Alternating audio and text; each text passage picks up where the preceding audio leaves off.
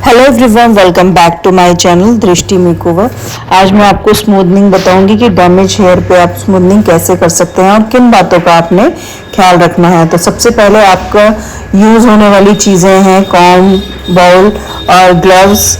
और यहाँ पर मैं शॉर्ट्सकॉफ का ग्लैड की यूज़ करूँगी। ग्लैड का सबसे पहले है ओ नंबर हम यूज़ करेंगे स्ट्रेटनिंग क्रीम।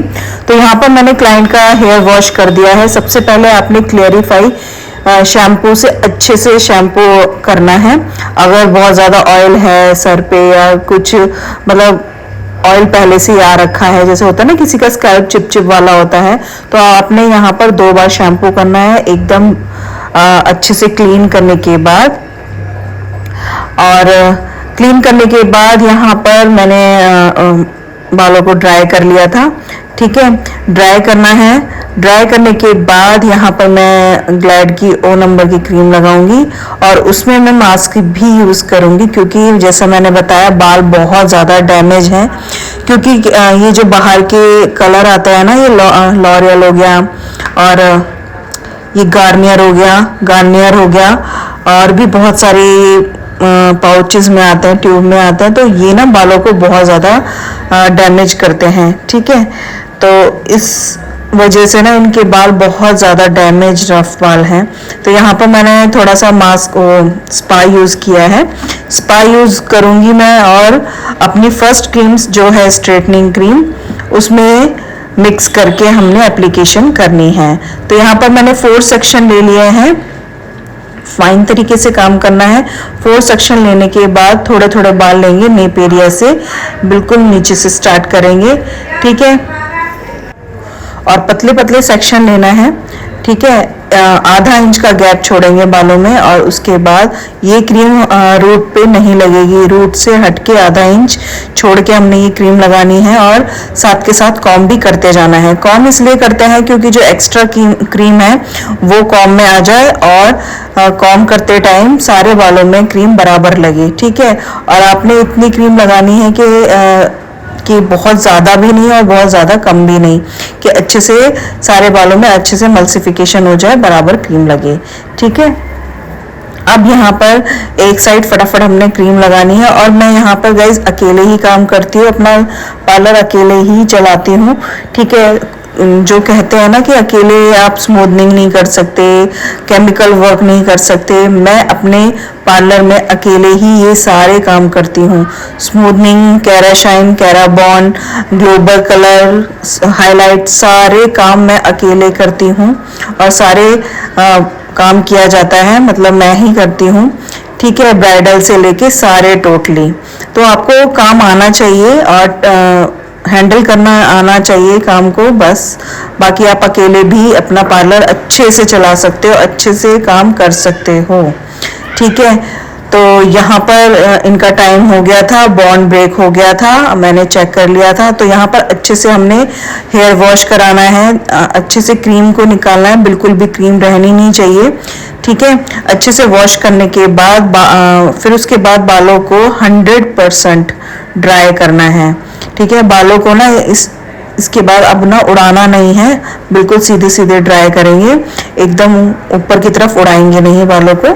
ठीक है, यहाँ पर आपने बिल्कुल अच्छे से ड्राई करके 100% ड्राई करने के बाद आप यहाँ देख सकते हैं कितने, मतलब 60% बाल स्ट्रेट हो ही गए हैं, आप देख ही सकते हैं। फिर से हम 4 सेक्शन करेंगे। ठीक है, 4 सेक्शन करने के बाद फिर से नेप एरिया से हमने प्रेसिंग करनी है। यहाँ पर प्रेसिंग का बहुत अच्छे से ध्यान रखना है, पतले पतला सेक्शन लेना है। और यहाँ पर मैं 200 टेम्परेचर रखूँगी प्रेसिंग मशीन का। और यहाँ पर प्रेसिंग मशीन आपने प्रोफेशनल यूज़ करनी है, जैसे कि मेरे पास जो है मिस्टर बार्बर की आइकॉनिक हो गई, ये प्रेसिंग मशीन आप यूज़ करेंगे। ठीक है, और कम से कम 6 से 7 बार स्टॉक डालेंगे, मतलब प्रेसिंग करेंगे एक ही लेयर में। ठीक है, तो अच्छे से हमने प्रेसिंग करनी है, क्योंकि इसमें ना मेन काम प्रेसिंग का ही है और टाइमिंग का है कि आप कौन सी क्रीम कितने टाइम और कैसे करते हैं। ठीक है, ये छोटी छोटी बातें ना आपके काम को परफेक्ट बनाती हैं। तो यहाँ मेरी प्रेसिंग हो गई है। कर रही हूँ धीरे धीरे, ठीक है। तो और आपने ना अकेले जब आप काम करते हैं तो आपने अपनी स्पीड भी अच्छे से रखनी है। मैं 5 मिनट में, हार्डली कह रही हूँ मैं, 5 से 10 तो बहुत ही रेयर है, 5 मिनट में मैं पूरे बालों पे क्रीम एप्लीकेशन कर देती हूँ, ठीक है। यहाँ पर मेरी प्रेसिंग हो गई है, बहुत अच्छे से हो गई है। फिर उसके बाद मैंने फिर से 4 सेक्शन लिए हैं, क्योंकि इस काम में ना हमारे ये 4 सेक्शन ही बहुत काम आते हैं, और बार बार हमने ये 4 सेक्शन ही करने पड़ते हैं ताकि हम अपने काम को नीडली और परफेक्शन से कर सकें, ठीक है। यहाँ पर फिर क्रीम मैंने ले ली है, अब यहाँ पर क्रीम ली है जो है न्यूट्रलाइजर। अब इसके बालों के अकॉर्डिंग हमने ये क्रीम निकाल लेनी है, ठीक है। अब निकालने के बाद और इसमें मैं थोड़ा सा सीरम ऐड करूंगी, ठीक है। स्टिक का सीरम ऐड करेंगे शाइन के लिए। अब उसको उसी तरह से ही लगानी है जिस तरह से हमने फर्स्ट क्रीम एप्लीकेशन करी थी, उसी तरह से करेंगे।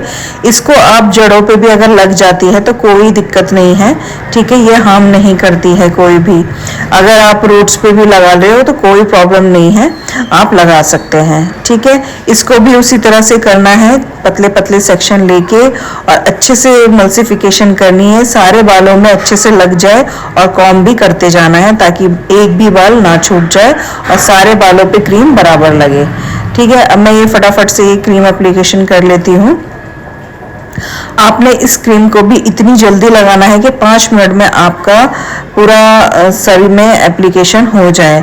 तो आपने इसी हिसाब से अपनी स्पीड रखनी है, क्योंकि ये क्रीम ना ज़्यादा से ज़्यादा 15 मिनट तक अपना काम करती है, उसके बाद इसका काम करना ख़त्म हो जाता है।